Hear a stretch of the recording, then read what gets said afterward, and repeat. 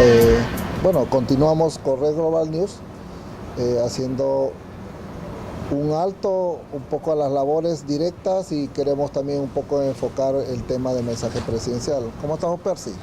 Bien, Roger. Acá hago mis saludos extensos a la comunidad peruana al celebrar el 196 aniversario de nuestra independencia. Y bueno, estamos acá para analizar el mensaje de nuestro presidente PPK. Sí, creo que el día de ayer, 28 de julio, el mensaje que se realizó en el Congreso de la República un poco va marcando, creo que ya la pauta de cómo fue un mensaje inicial el año pasado y cómo se va evaluando el mensaje posterior a un año, ¿no? Creo que hay algunos elementos para poder ir evaluando. ¿Lo que puedes resaltar tú de esta presentación? Bueno, lo que voy a resaltar de repente no es nada favorable a lo que PPK ofreció en el año a comparación del 2016.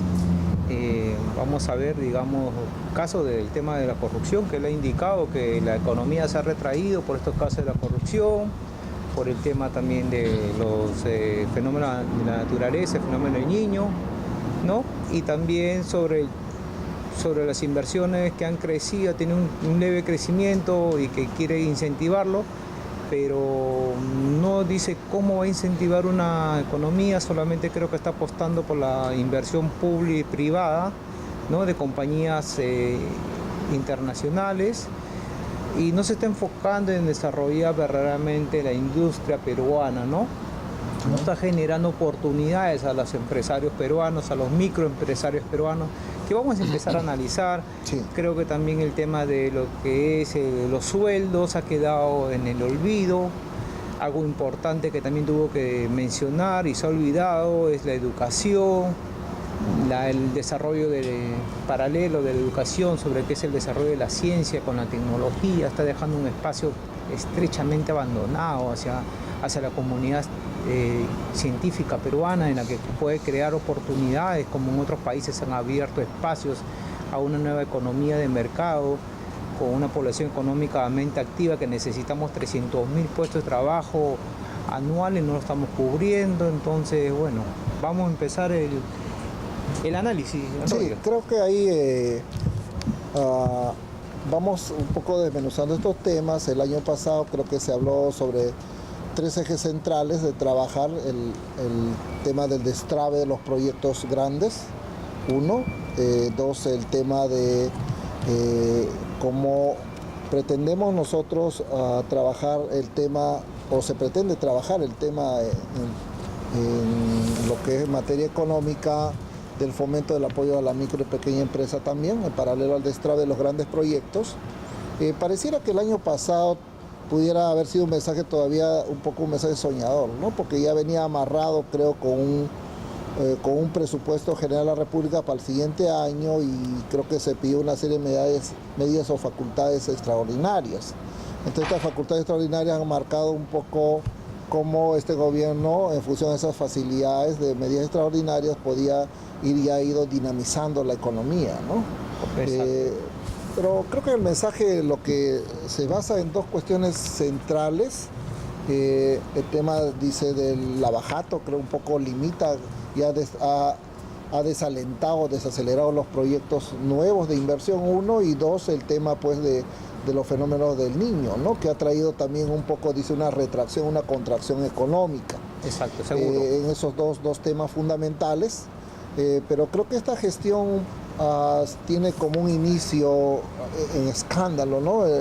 El tema del asesor médico que hubo al inicio de la gestión, siguió el tema de Odebrecht y el tema pues de las adendas, ¿no? Las adendas en el aeropuerto, creo, de Cusco. Que aún siguen marcados, digamos, con una figura pública que ha tenido una suerte en menos de un año. Por ejemplo, en el caso de la actual ministra de Desarrollo Social, Molinelli, en menos de un año logró dos puestos importantes: viceministerio de Transporte y Comunicaciones.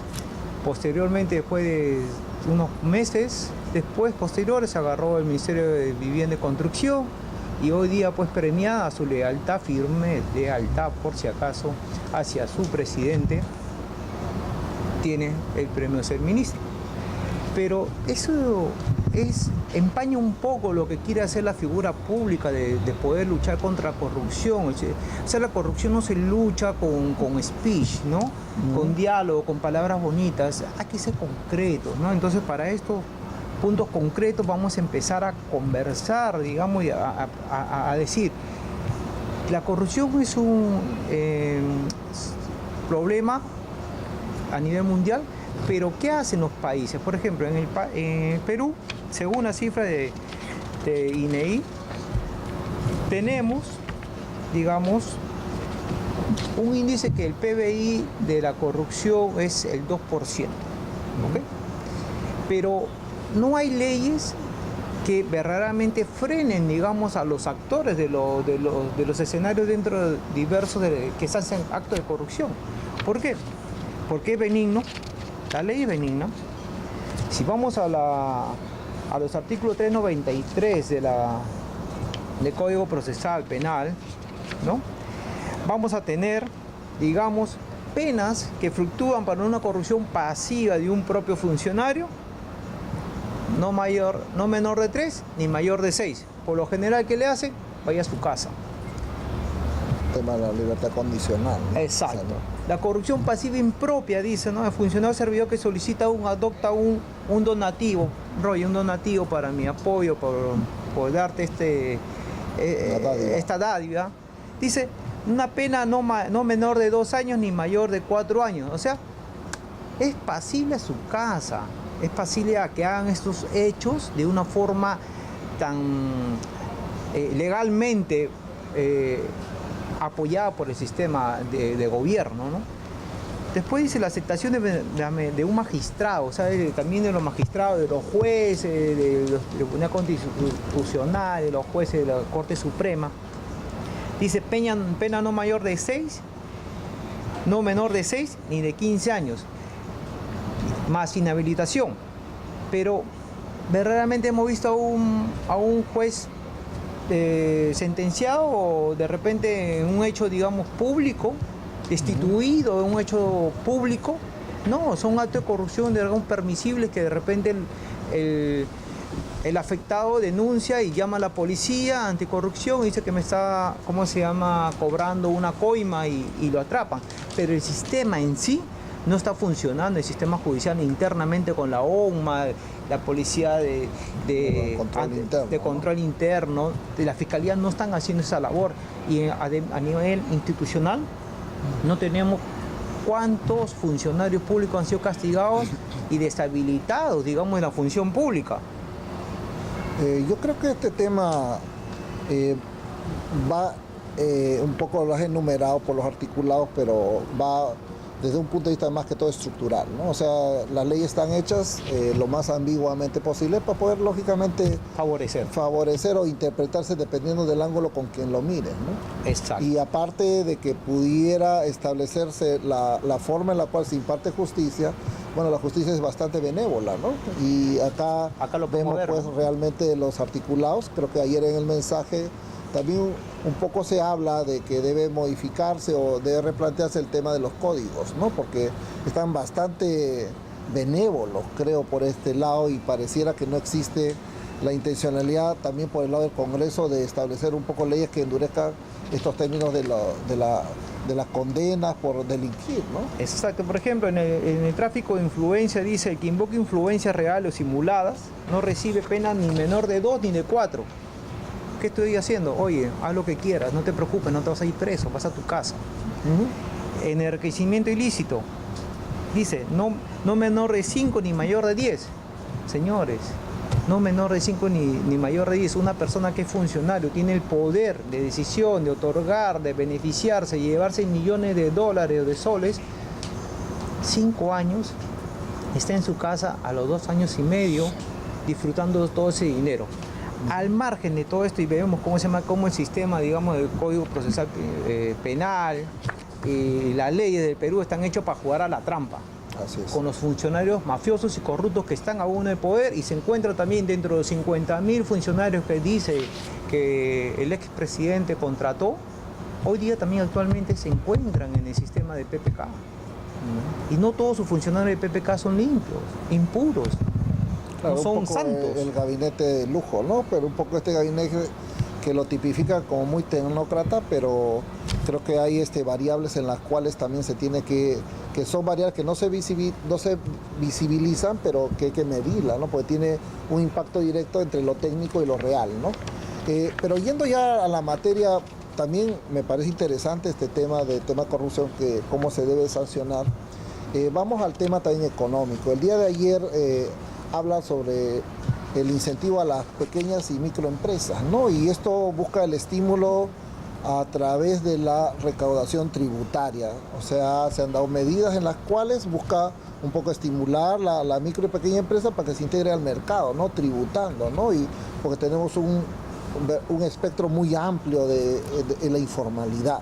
Exacto. Y es un tema que es necesario también ir integrando o ir teniendo un mensaje que se iba ampliando esto de la base tributaria, que debe irse ensanchando, ¿no? En ese punto, Roger, Sí. quiero ser preciso, ¿cómo podemos exigir a los microempresarios que paguen algunos tributos cuando las grandes empresas, aún cuestionadas, corporaciones, no pagan los tributos que deben a la SUNAT, Así es. por ejemplo? Eso no se escuchó en el mensaje, eso es terrible, porque el mensaje para mí directamente, PPK, habla para una clase de sociedad ideal para él. Él no está hablando para el pueblo. Y hay algo que voy a recordar, lo que él dice, ¿no? No se preocupen, ya estoy al 75% de mi speech, de mi exposición.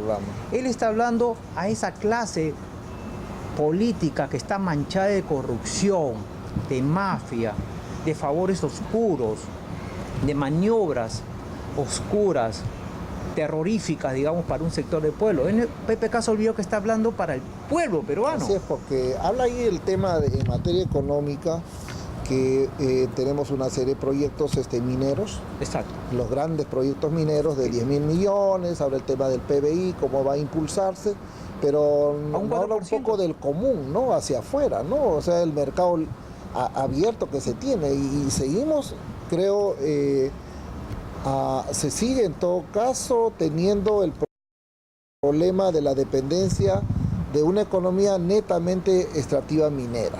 O sea, no cambiamos la matriz de ingreso que pudiera tener también nuestro país. Nuestro país es multidiverso, tiene otras áreas en las cuales se puede trabajar y explotar. No creo que sea eminentemente minero y eminentemente de gran capital, porque también existen sectores que inyectan capital y permiten movilizar la economía interna del país. Es correcto lo que dices, y para mí que eminentemente somos una economía minera, ¿sabes por qué? Porque somos una economía lobista. Así es. Sí. De favores internacionales, de favores de empresas corporativas. Oye, invierte 1.000 millones que vas a ganar 3.000. No olvidemos esas privatizaciones que se hizo en el gobierno de Fujimori, que lo vendían a 500, 700 millones y después a los 3 años tenían 5.000 millones de utilidades, ¿no? O sea, hay varios casos, ¿no? Entonces, que estas grandes corporaciones también, aparte de que gozan de una serie de beneficios también, incluso no le incumplen con los pagos y las obligaciones también que las tienen, ¿no? Y nos castigan después hay cuando un doble lenguaje, ¿no? O sea, invierte, y también pues cuando tengas la obligación con el Estado, trabajamos pues las partes legales para inventar ciertas trabas, ¿no? Y es un problema que tiene de financiamiento del Estado, porque no tiene cómo acumular esos ingresos, ¿no? Sí, pero con las condiciones de que invierte para nosotros después es defender tus intereses empresariales. Hay que ser claro con los términos. El Estado está invitando a la inversión privada. Siempre son los mismos grupos de poder que manejan la inversión privada, para decirles: necesito tu dinero, mete tu dinero, nosotros como Estado te garantizamos que tú ganes, en caso que haya problemas, el Estado te va a proteger. ¿Por qué? Porque acá hay un contrato. Eso está mal, señor PPK, y a todo su gabinete tienen que tenerlo en la cabeza. Ese es un pecado contra el pueblo. ¿Por qué le digo que es un pecado? Porque no puede ser que el Perú, con estos índices de crecimiento que ha tenido últimamente, a nivel del PBI, las exportaciones que llegan al 25% de crecimiento, 15.000 millones y 10.000 millones por acá, y una tira de millones, y al final, ¿qué pasa con el Perú? Su sueldo mínimo vital es $255 comparado con otros países. Por ejemplo, Panamá gana $744 al mes. Entonces, así vamos a estar comparativamente. El Perú está debajo de Honduras, de Paraguay, de Guatemala. Imagínate, estamos debajo de Brasil, de Ecuador, de Uruguay, Chile, Argentina, Costa Rica. ¿Qué quiere decir? Que Perú está debajo de Colombia también. Señor congresista Luis Galarreta Velarde, ¿jura usted por Dios y por la patria cumplir fielmente el cargo de presidente del Congreso de la República para el periodo anual de sesiones 2017-2018? Sí, juro. Si así lo hace, que Dios y la patria lo premien, si no, que él y la nación se lo demanden.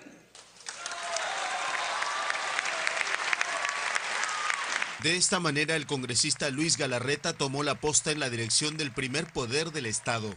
Juramentó al cargo de presidente del Congreso para el periodo 2017-2018, minutos después que el Pleno eligiera por amplia mayoría la lista número 1 que encabezó.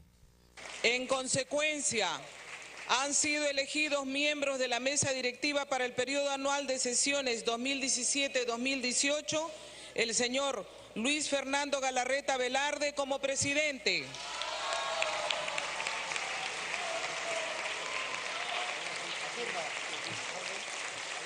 El señor Mario Fidel Mantilla Medina como primer vicepresidente.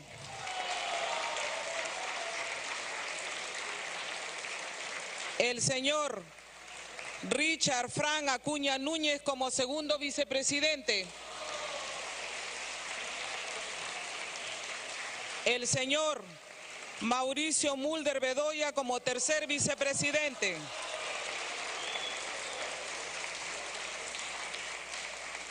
Por lo tanto, los proclamo como tales. Luis Galarreta, presidente del Congreso. ¿Quién lo diría?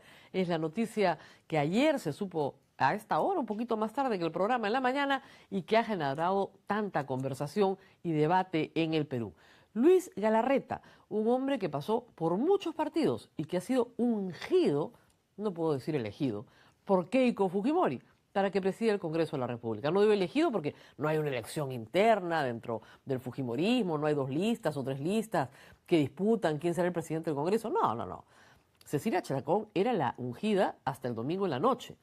Ahí ya tenía las maletas hechas para ir a la presidencia del Congreso cuando se le avisó que no iba más. Las razones las sabe Keiko Fujimori. Tal vez Cecilia Chacón no era la persona más conveniente porque no tenía estudios universitarios o porque ha sido condenada por enriquecimiento ilícito, aunque su juicio pasó a una etapa de nulidad y se está esperando que se vuelva a empezar. Pero tal vez no era la persona más conveniente por esas razones para Keiko Fujimori. En todo caso había hecho méritos, pero más méritos había hecho Lucho Galarreta, que ha sido vocero de la bancada y se ha pasado el año insultando frenéticamente al gobierno. Ahora, hagamos un poquito de memoria. El señor Galarreta militó en el Movimiento Libertad, luego llegó a Renovación y de la mano de Rafael Rey llegó al Congreso en el año 2006 bajo el paraguas de Unidad Nacional. Este es su tercer periodo parlamentario. De Unidad Nacional saltó, por supuesto, al PPC, que le parecía más lógico, ¿no es cierto?, que estar en Renovación. Y de la mano de Pedro Pablo Kuczynski como candidato nacional y de la unidad de 4 agrupaciones políticas, entre ellas el PPC, llegó al Congreso nuevamente en el 2011. En ese entonces, el señor Galarreta hablaba pestes del fujimorismo, no hablaba mal, pestes. Circula una grabación radial del año 2010 donde dice que Keiko Fujimori y Alex Curi son los 2 peldaños de una mafia. Esto en las elecciones donde Lourdes Flores participó.